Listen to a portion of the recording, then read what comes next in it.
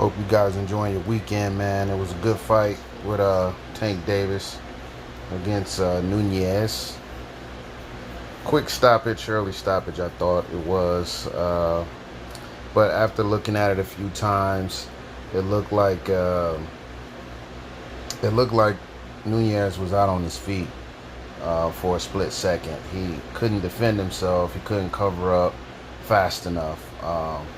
But then too, the ref didn't really give him time to kind of brace himself after a few blows. But the blows that he did receive was like they were significant blows that Tank Davis landed with the left and the right. And even the sequence of punches that he threw before he landed the last two deadly punches. Well, not necessarily deadly, but they were significant blows. But the sequence that he had before that was like real solid, man. I think it was like if I'm not mistaken, it could have been an uppercut that caught him, that dazed him, and then Davis went into his sequence of power punches from the left and the right that landed significantly on Nunez. I think his right in here, right in here, man.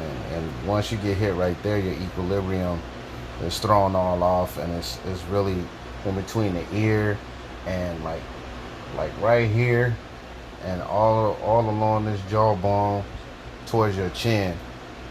It rattles all the way through your ear and then up here into your brain. I've been hit like that before, and it does, man. Like anything near the ear, right, especially right like behind the ear a little bit, right in between the ear and this jawbone area right here. I'm telling you, man, that right there, anytime you get hit right there, if a guy sustains punishment right there, and he's able to continue, he's solid. He's solid, man. That's a solid guy right there. He's a tough guy. Because I've been hit like that. I've just been hit on the ear before, and it's pretty much night. I had to call it a day after being hit right there, like literally, in the middle of a fight, and got hit in the ear like that, and I'm done. I can't. It's nothing else you can do. Your ear is bleeding. You think you deaf. You think you went deaf for a minute, and when you can't hear, it's knocking off your equilibrium. You don't have balance. You lose your balance, and before you know it, you're pretty much out on your feet. So congratulations to Tank Davis, and fight only went 2 rounds. He looked okay in there. He looked like he was kind of thrown a little bit in the first round. He had too much going in his brain. The crowd had him going. He was hyped to be fighting at home. He had a lot of, you can see his emotions was pouring out in the first round, and he looked like he was trying to settle down in the second.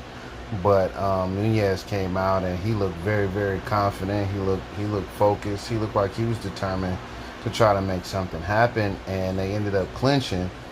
And Tank Davis kind of had his head down a little bit, and he pulled out, and he was kind of looking around like, yeah, I got this dude, just real confident. And all of a sudden he took an uppercut, from out of that clinch, and that was it. That was pretty much the end of the fight right there. So that's when Davis went into his combinations, and he landed significant punches, and like I said, he got hit right in this area here, and that was pretty much it for him. Ref stepped in and stopped the fight.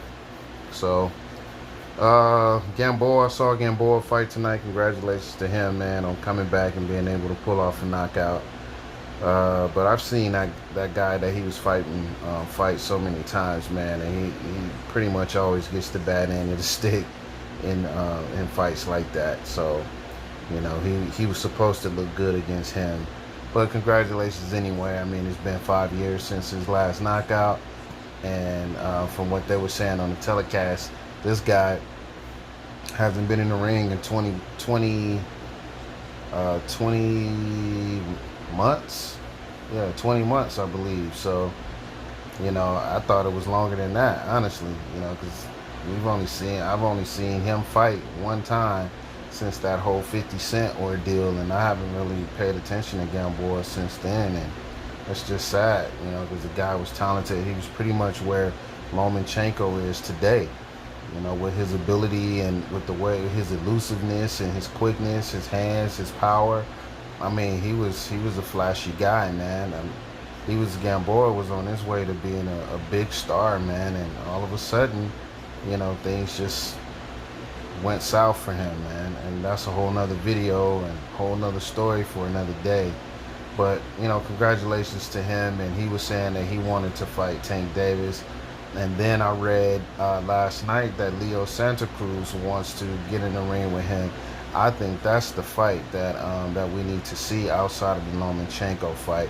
I think those three guys need to figure out how they're gonna tie their names to each other, and stir up some smoke, and get the boxing world talking, man. Because I think that Gamboa is not Gamboa. Gamboa would be good to throw into the mix, and get him going, and keep him active, and him looking a lot better and a lot stronger, him looking like he actually belongs back in boxing, and stirring up some trouble in those lower divisions. I think it would be good to see him, Loma, Gary Russell Jr., Tank, Leo Santa Cruz. Those are good names, at the lower weight divisions. Leo Santa Cruz can try to drop down, I guess. Maybe even Tank Davis, to try to take on Lomachenko, and try to. I don't know. It's a lot that they can do. I don't think Lomachenko is going to move up. We would want him to do that, but I don't think he's going to move up anytime soon. So they're going to have to drop down and wait and face him if they want that superstar stardom recognition. They want to kind of be pay-per-view stars. That's the only way you're going to be able to do it, unless they can figure out some talking points, some key things to say to get the public stirred up about those weight divisions down there. Because right now the welterweight division is still the one, and it's still a little bit of noise in the middleweight division, and some noise at the heavyweight division that people are interested in. But anyway, man, I'm out of here. It's a good Saturday. I'm chilling, as you can see, and we're gonna move on to the next one. I'm pretty much waiting on Spence and Porter, but that's in September. It's the end of September at that. I got my tickets. I'm already ready to roll to Staples. So I'll holler at y'all on the next one. Peace.